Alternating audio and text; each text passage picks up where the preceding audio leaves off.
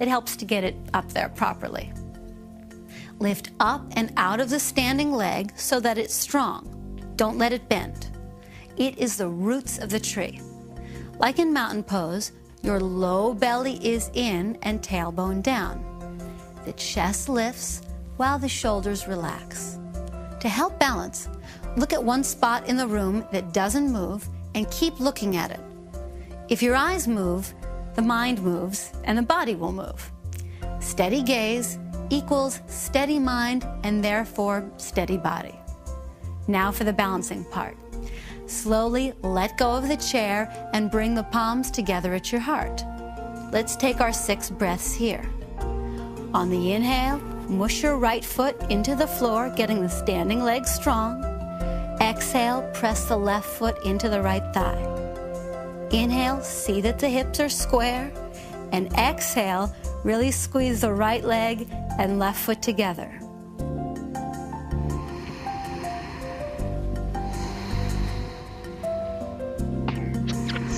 Tree pose may seem simple, but it's a powerful posture to improve balance and promote inner stillness.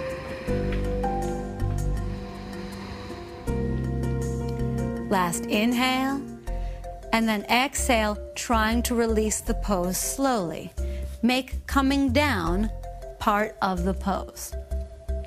Okay, remember I said to keep your sense of humor with this one.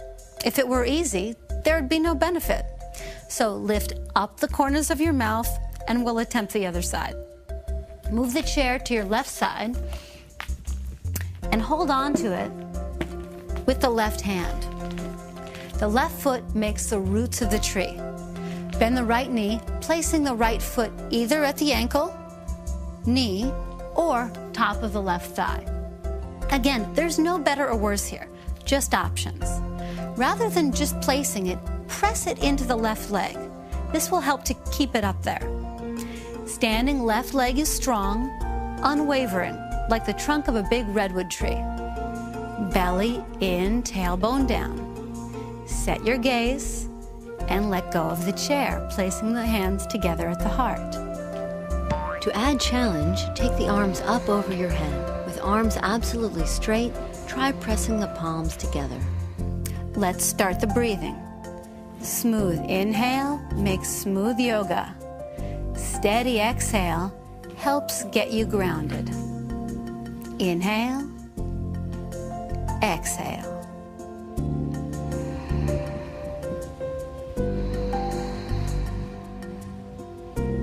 It's called a yoga practice because no one does the poses perfectly. It's not a yoga performance.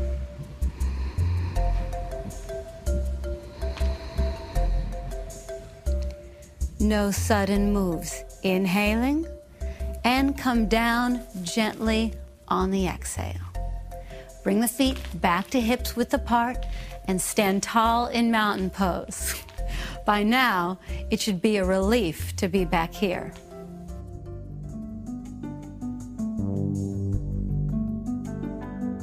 We're at the peak of our yogic mountain.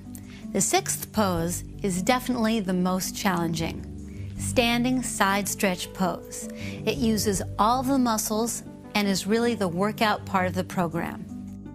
It takes a long time to perfect any yoga pose. Just do the best you can, keep breathing, and bring in the sense of humor that you cultivated in tree pose. Feel strong in mountain pose, grounding down through the feet. Now, step your feet wide. It turns out that wider legs is actually easier and safer. Take your arms out to the sides parallel to the floor. A good way to measure is that the feet should be wide enough so they would line up right under your hands. Turn your right leg out to the right. Look down at it and see that your foot and your knee really are pointing directly to the right. Bend your right knee and stretch your whole body over to the right. Bend the right elbow and place the forearm onto the thigh.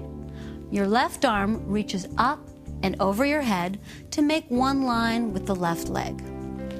Check in with the right knee and make sure that it isn't collapsing in. It should be in line with your second and third toe.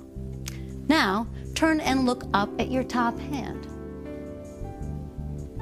This one is hard to hold for everyone, so let's get started on our 6 breaths.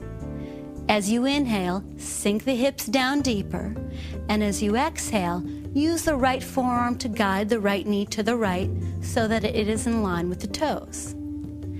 Inhale, rotate the chest up to the ceiling, and exhale, really reach through the fingertips of the left hand.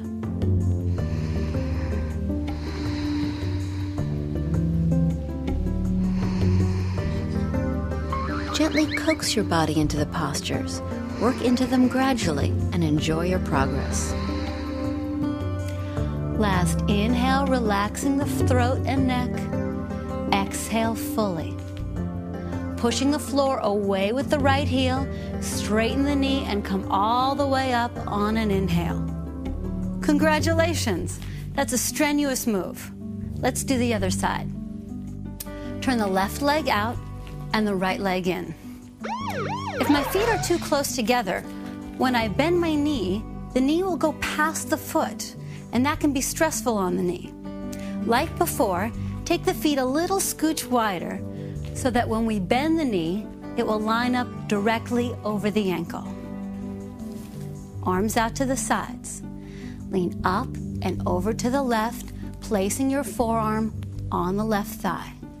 Use the arm to guide the knee over the second and third toe.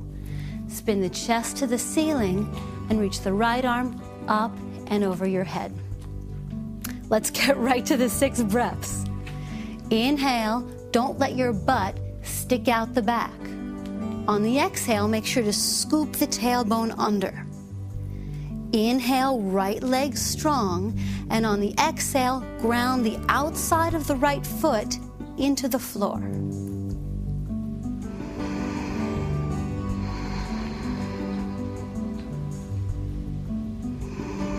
You cannot get in shape with yoga. False. Yoga practiced regularly will tone and firm your entire body. Last, inhale to expand the space in between the ribs. Exhale all the way. Press down through the left heel to straighten the knee. On the inhale, lead with the top hand and come all the way up. Step your feet back together and take mountain pose for the last time. You did it. You should feel really good about yourself. Even if you did just a little bit of it, at least you did some.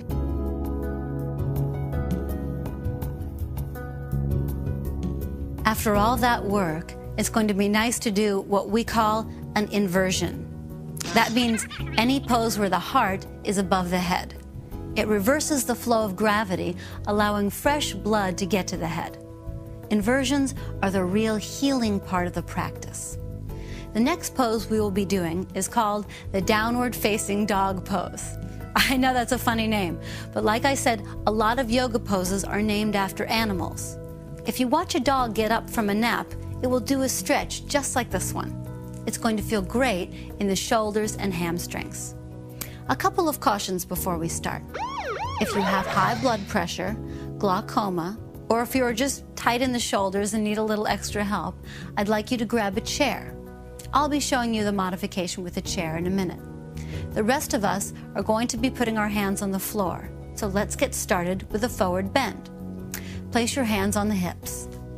Bend the knees, extend the body forward, and place your hands on the floor, shoulders distance apart.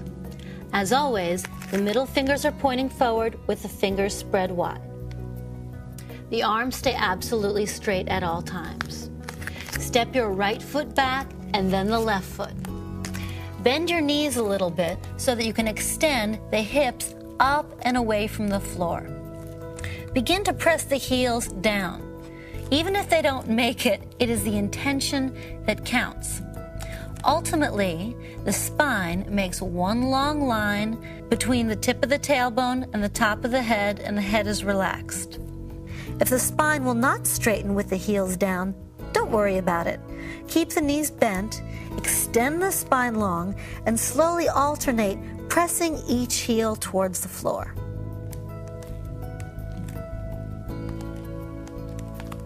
Whether you're on the chair, alternating bent knees, or trying the pose straight with me, it's time to take our 6